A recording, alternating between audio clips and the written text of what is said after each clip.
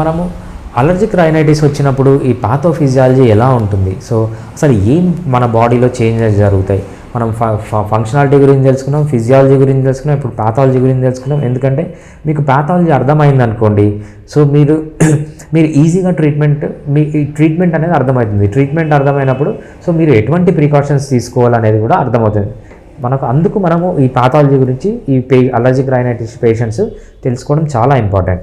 So దీన్ని type 1 hyper sensitivity అంటారు. ఈ టైప్ 1 హైపర్ సెన్సిటివిటీ అంటే ఏంటంటే మీకు ఏదన్నా మీ ఇమ్యూన్ సిస్టమ్ దాన్ని ఫారిన్ బాడీగా యాక్ట్ చేసి దానికి అగెన్స్ట్గా యాంటీజెన్స్ ప్రొడ్యూస్ చేసింది అనుకోండి, ఐజీఈ యాంటీజెన్స్ని ప్రొడ్యూస్ చేసిందని టైప్ 1 హైపర్ సెన్సిటివిటీ అంటాం. ఇక్కడ సింపుల్గా ఏమవుతుందంటే మీకు పడని వస్తువు ఏదన్నా మీ బాడీలోకి ఎంటర్ అయింది అంటే మీ నోస్లోకి ఎంటర్ అయింది.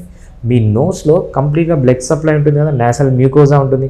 ఆ మ్యూకోజా అంటే ఇన్నర్ లైనింగ్ ఆఫ్ నోస్ అనమాట, థిన్ లేయర్, అక్కడంతా బ్లడ్ సప్లై ఉంటుంది. Nose is rich highly supplied by blood అనమాట.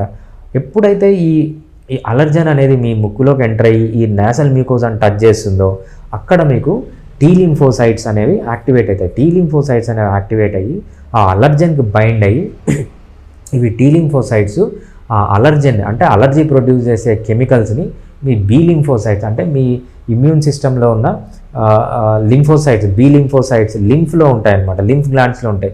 సో ఆ లింఫోసైట్స్ బీ లింఫోసైట్స్ తీసుకుని వెళ్తుంది. ఈ బీ లింఫోసైట్స్ ఏం చేస్తాయంటే దానికి అగెన్స్ట్గా యాంటీజెన్స్ని ప్రొడ్యూస్ చేస్తాయి, యాంటీబాడీస్ని ప్రొడ్యూస్ చేస్తాయి. ఈ యాంటీబాడీస్ ఇవన్నీ కలిసి ఈ యాంటీబాడీస్ ఏం చేస్తాయంటే ఒక మాస్ట్ సెల్ అంటే ఈ బేసోఫిల్ అనే సెల్ దగ్గరికి వెళ్తాయన్నమాట, వెళ్ళి దాన్ని డీగ్రాన్యులేట్ చేస్తాయి. ఈ బేసోఫిల్లో మనకు ఈ సిమ్టమ్స్ కాజింగ్ కెమికల్స్ అన్నీ ఉంటాయి. దాన్ని హిస్టమైన్ అంటాం. ఈ హిస్టమైన్ని హిస్టమైన్ అనేది రిలీజ్ అవుతుంది అనమాట. ఎప్పుడైతే ఈ హిస్టమైన్ అనే కెమికల్ ఈ మోనోసైట్స్ నుంచి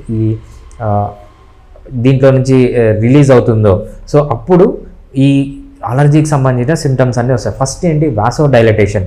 మీ వాసో డైలటేషన్ అంటే ఏంటంటే మీ బ్లడ్ వెజల్స్ బాగా డైలేట్ అయిపోతాయి, ఎన్లార్జ్ అవుతాయి. ఎన్లార్జ్ అయినప్పుడు ఆ బ్లడ్ వెజల్స్ అంటే ఏంటి, చిన్న చిన్న సెల్స్, ఆ చిన్న సెల్స్ మధ్యలోంచి గ్యాప్ వస్తుంది. ఆ గ్యాప్లో నుంచి మీకు పర్మిబిలిటీ ఇంక్రీజ్ అవుతుంది, అంటే ప్లాస్మా అక్కడి నుంచి బయటకు వచ్చి మీకు అది రన్నింగ్ నోస్ లాగా కన్వర్ట్ అవుతుంది అనమాట.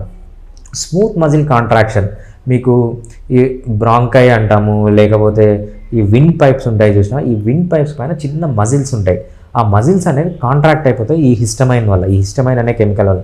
ఎప్పుడైతే కాంట్రాక్ట్ అవుతుందో మీకు బ్రీతింగ్ డిఫికల్టీ అనేది వస్తుంది. వీజ్ అంటారు చూసారా, ఒక పిల్లి కూతలు అంటారు. సో అది దీనివల్ల వస్తుందన్న, అక్కడ బ్రాంకోస్పాజమ్ అవ్వడం వల్ల వస్తుంది. ఇవన్నీ సిమ్టమ్స్ ఆఫ్ ఇన్ఫ్లమేషన్. దీంతోపాటు స్వెల్లింగ్, అక్కడ వాపు రావడం కానీ, సివియర్ ఇచ్చింగ్ రావడం కానీ, టింగ్లింగ్ సెన్సేషన్ కానీ, రెడ్నెస్ కానీ, పెయిన్ కానీ, ఇక్కడ ర్యాష్ కానీ, అవన్నీ రావడానికి ఈ హిస్టమైన్ అనే కెమికలే కారణం అన్నమాట. సో మనం ఈ హిస్టమైన్ ఎలా కంట్రోల్ చేయాలని చూద్దాం. సో కన్వెన్షనల్ ట్రీట్మెంట్, దీని తర్వాత మనం తెలుసుకోవాల్సింది కన్వెన్షనల్ ట్రీట్మెంట్. కన్వెన్షనల్ ట్రీట్మెంట్ అంటే మీకు ఎప్పుడు తరచూ అలర్జీ వస్తుంది, రెగ్యులర్గా మీకు అలర్జీ వస్తుంది. అలర్జీ వచ్చినప్పుడు మీరు ఏం చేస్తారు, మీ ఇంటి దగ్గర ఉన్న డాక్టర్ దగ్గరకో, లేకపోతే ఒక కార్పొరేట్ హాస్పిటల్కో, లేకపోతే ఒక ఈఎన్టీ డాక్టర్ దగ్గరకో వెళ్తారనమాట. దాన్ని కన్వెన్షనల్ ట్రీట్మెంట్ అంటారు. సో ఈ కన్వెన్షనల్ ట్రీట్మెంట్లో ఏం డిసడ్వాంటేజెస్ ఉన్నాయి, ఇవన్నీ అలోపతి ట్రీట్మెంట్స్. ఈ అలోపతి ట్రీట్మెంట్స్లో ఏంటంటే ఇది బేసిక్గా జెనెటిక్ ప్రీడిస్పోజిషన్. ఈ జెనెటిక్ ప్రీడిస్పోజిషన్ని కరెక్ట్ చేయడానికి వాళ్ళకి ఎటువంటి మెడిసిన్స్ లేవు. వాళ్ళకున్న మెడిసిన్స్ ఏంటంటే ఈ సిమ్టమ్స్ని టెంపరవరీగా స్టాప్ చేయడానికి మాత్రమే ఉన్నాయి.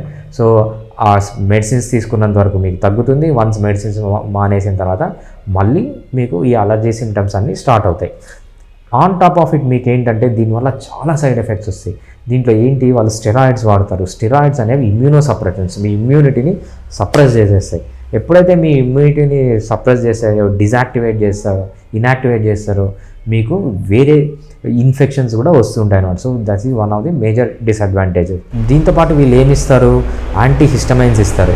సో ఈ యాంటీహిస్టమైన్స్ వల్ల చాలా సైడ్ ఎఫెక్ట్స్ ఉన్నాయి. ఇదేంటి అడిక్షన్ ఫార్మింగ్. సో అది లేకుండా ఉంటే మీకు నచ్చదన్నారు. మెయిన్గా స్లీప్ డిస్టర్బెన్సెస్ కనిపిస్తాయి.